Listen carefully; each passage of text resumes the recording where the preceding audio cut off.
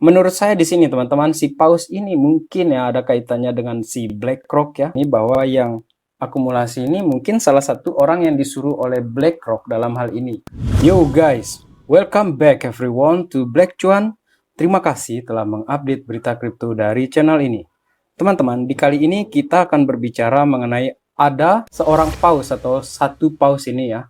Ini paus yang kategori muda, tetapi dia ini dalam waktu 3 bulan itu mengumpulkan Bitcoin itu cukup banyak teman-teman. Dari 0 sampai totalnya itu dalam dolar itu 3 billion dolar atau 3 miliar dolar. Dan ada juga beberapa berita lain yang akan kita bicarakan terkait dengan Jerome Powell di sini, kemudian perkembangan aset-aset Bitcoin ini terutama teman-teman dan aset-aset kripto lainnya yang akan kita bicarakan di sini. Oke, yang pertama di sini adalah ini mengenai harga Bitcoin kita yang sampai ketika saya merecord video kali ini, teman-teman, harga Bitcoin ini masih berada di kisaran 26.000. Ya, tadi malam itu sempat turun ke 25.500-an something seperti itu, teman-teman, dan akhirnya regains lagi dan ya, bagus sih penutupannya itu di 26.000 lagi, teman-teman. Tetapi ini aset-aset yang lain ini juga pada tumbang semua seperti itu, teman-teman, dan masih bertahan di bawah. Ya, kemungkinan besar ini dominans dari si Bitcoin-nya lagi naik seperti itu, teman-teman. Kemudian si altcoins-nya ya dia istirahat dulu, nanti dulu gerak seperti itu. Kemudian untuk update si BNB di sini, BNB yang paling banyak ini di bulan-bulani oleh FUD, teman-teman. BNB harganya sekarang ini berada di 215 per 1 BNB coin, teman-teman. Kemudian di bawahnya itu ada XRP. Sekarang XRP berada di peringkat 5, teman-teman. Yang sebelumnya dia sempat menyalip BNB dan this is good. Kemudian Cardano berada di peringkat 8 pada saat ini. Kemudian harganya dia masih di sekitar 0,26 dolar, teman-teman. Ya, ini menurut saya masih di area akumulasi ya untuk si Cardano, BNB ataupun altcoin seperti itu, teman-teman. Sedangkan Bitcoin-nya juga masih belum mau gerak di sini. Nah, di sini saya ingin berbicara karena untuk ke depan ini ya di Jackson Hole tersebut, teman-teman, nanti di hari Jumat itu yang paling ditunggu nih. Kakek Jerome Powell nanti di Jackson Hole tersebut, teman-teman, di Wyoming ya. Jadi pada saat 2022 kalau saya tidak salah, pada saat itu pidato dia juga di Jackson Hole. Jerome Powell pada saat itu sempat hawkish, teman-teman, dan itu rontok itu harga kripto pada saat itu, terutama Bitcoin juga.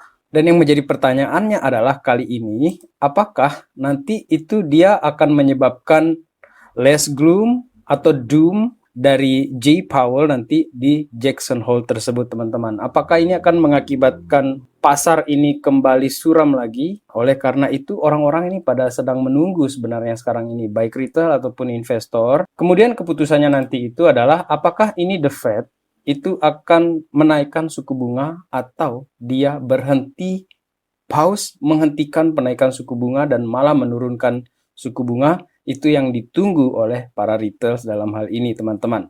Do we need to do another rate increase? Jika teman-teman Black Cuan punya pendapat lain dalam hal ini, apakah menurut kalian suku bunga ini masih akan dinaikkan ataupun malah diturunkan? Cobalah untuk menuliskan opini teman-teman mengenai suku bunga ini di kolom komentar tersebut, teman-teman ya. Kemudian teman-teman, sebelum kita lanjut, mohon waktu teman-teman 2 detik saja untuk like ke video kali ini, kemudian subscribe ke channel ini, dan jangan lupa bunyikan loncengnya. Terima kasih teman-teman. Selanjutnya kita balik lagi, dan di sini stock markets today. Jadi untuk Asia, di sini Asian Stocks Mixed Traders await the Fed Conference for interest rate update. Seperti yang saya katakan tadi, dari stock market Asia sendiri ini masih lagi pada posisi menunggu ya. Jadi mereka ini steady dulu deh. Karena memang ya, apa yang terjadi belakangan ini itu memang membuat market rally itu sempat bagus, akan tetapi dia pudar, teman-teman. Market rally fades as trader nervously awaits Powell speech. Jadi untuk di Jacksonville tersebut, teman-teman, mereka menunggu betul ini mau dia hawkish atau dovish nanti. Seperti itu, teman-teman. Dan kalau kita berselancar atau kita buka Twitter ya, di timeline Twitter itu banyak sekali analisa seperti itu, teman-teman. Dan salah satunya ini saya tampilkan kepada teman-teman. Ini merupakan skenario bearish ini dari Zora. Dikatakan ini bahwa Bitcoin ini itu akan retest turun dulu sampai level 24.000, kemudian dia naik, baru setelah itu terjadi penurunan. Skenario seperti ini itu akan banyak sekali kita dapatkan, teman-teman, di Twitter, karena analis Twitter itu sekarang itu banyak yang di quotes juga ya dari media-media kripto lainnya yang memberitakan tentang kripto. Akan tetapi dalam hal ini teman-teman saya ingin berbicara bahwa ya skenario dari para analis Twitter ini bolehlah kita lihat, tetapi jangan sampai hal tersebut membuat kita ini menjadi panik ataupun FOMO teman-teman dalam hal ini. Jadi kita juga tetap harus membandingkan nih data chart, kemudian ada berita-berita ataupun fundamental seperti itu teman-teman. Jadi untuk mengimbangi analisa kita dalam hal ini teman-teman. Karena menurut saya ya, salah satu di sini ya, untuk rainbow chart sendiri di sini teman-teman, ini dari Crypto Rover, dan ini pun sering dibikin adjustment, penyesuaian ya dalam hal ini teman-teman. Jadi kalau dia terjadi kenaikan kemudian turun seperti ini, jadi seolah-olah ini indah kalau kita lihat ya untuk pergerakan harga Bitcoin-nya. Akan tetapi ada satu hal di sini yang ingin saya bicarakan, bahwa kadang-kadang rainbow chart ini ditambah-tambah warnanya supaya dia masuk seperti itu teman-teman. Dan salah satunya ini dari ini view CDs teman-teman. Ini salah satu ya rainbow chart yang keluar ini dari rainbow-nya. Kemudian ada juga di sini yang betul-betul pelangi. Ini keluar juga dari rainbow-nya.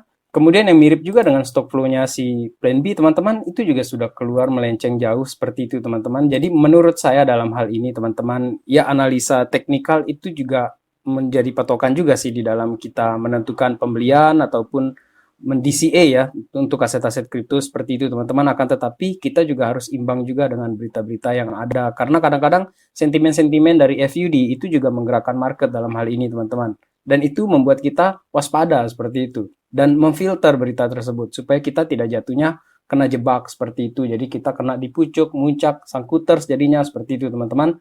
Kemudian kalau kita lihat dari pemberitaan dari Cina di sini teman-teman ya, kita tinggalkan dulu sebentar si Bitcoin-nya.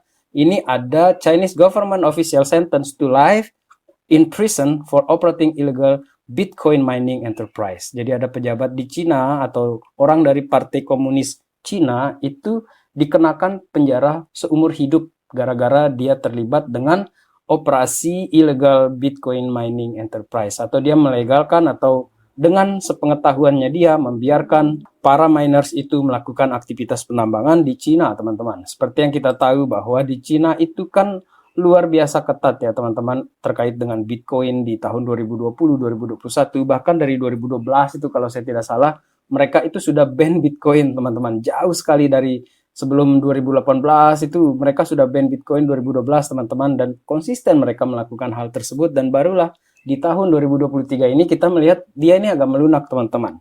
Akan tetapi prosedur hukum itu tetap jalan sepertinya, dan ini terjadi kepada ini nih. Yi Xiao itu merupakan former ya, mantan dari anggota Partai Komunis ya, CCP, Communist Party, Chinese Communist Party, karena ada korupsi juga di sini teman-teman.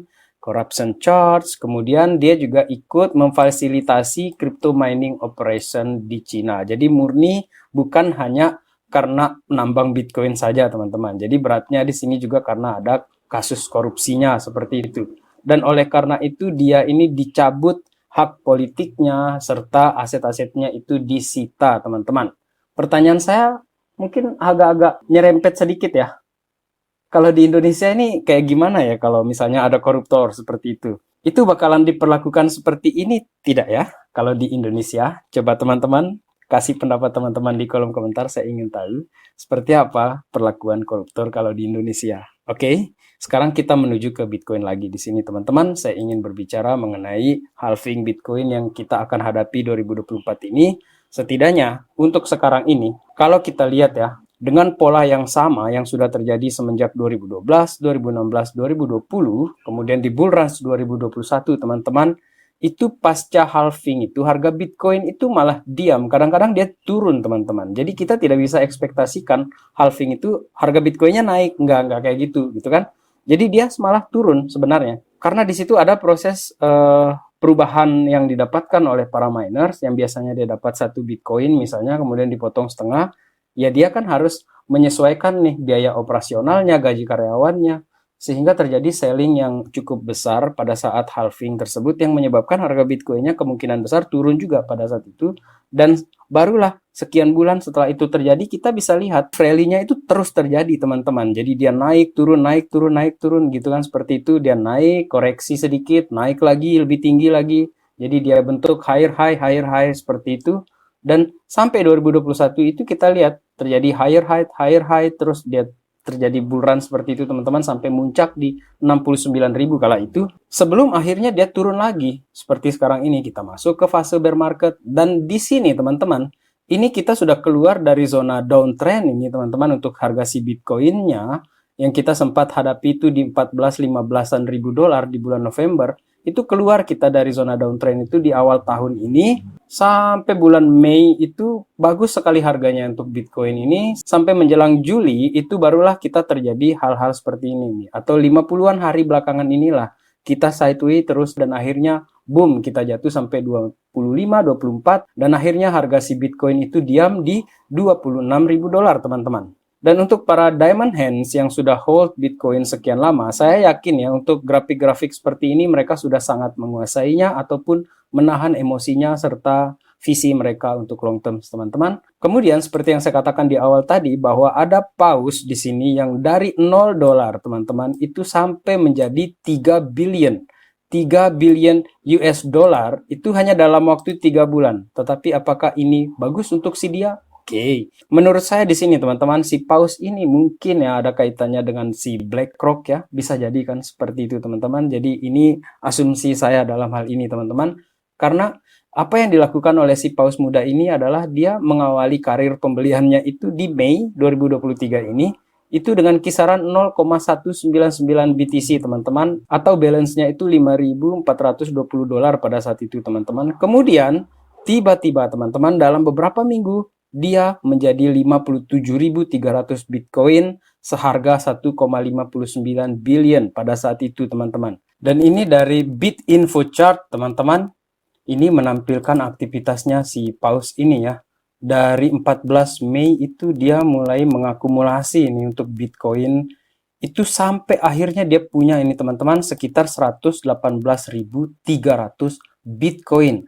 Dengan balance dia pada saat itu ketika dia membeli ini ada 3 billion di sini teman-teman, 3,04, oke lah seperti itu, 3 billion lah kita bulatkan seperti itu untuk kepemilikan Bitcoinnya si paus ini teman-teman. Dan rata-rata pembeliannya dia itu akhirnya ketemu di kisaran 30.000 teman-teman. Akan tetapi bukan itu yang ingin saya bicarakan di sini. Ada kecurigaan saya di sini bahwa yang akumulasi ini mungkin salah satu orang yang disuruh oleh BlackRock dalam hal ini. Ini asumsi saya teman-teman, tidak berdasarkan data, karena sepengetahuan saya untuk Bitcoin ETF itu kan agak beda nih dari si Bitcoin ETF future seperti itu kan, karena dia nggak mesti punya Bitcoin aslinya kalau di future ETF. Sementara kalau di spot ETF itu si exchange atau pihak penyedia itu dia harus punya Bitcoin aslinya seperti itu teman-teman. Apakah ini benar atau salah? Ya saya tidak tahu sebenarnya ya teman-teman. Ini bagian dari kecurigaan saya sih mengenai hal ini.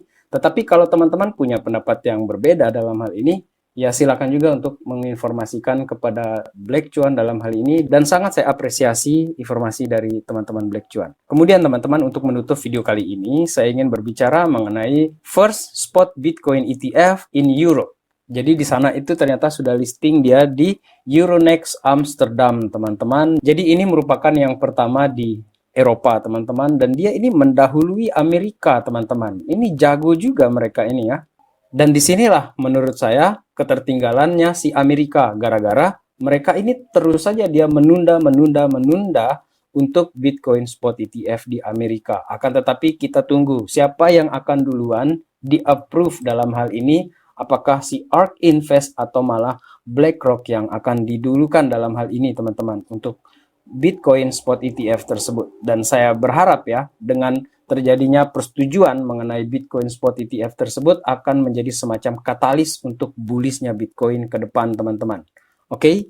Dan lagi-lagi saya ingatkan teman-teman, untuk video Black Cuan bukan financial advice, dan di sini tempatnya kita diskusi sharing teman-teman mengenai berita-berita aset kripto serta Bitcoin teman-teman. Sekian video kali ini, terima kasih telah menonton. Salam Black Cuan.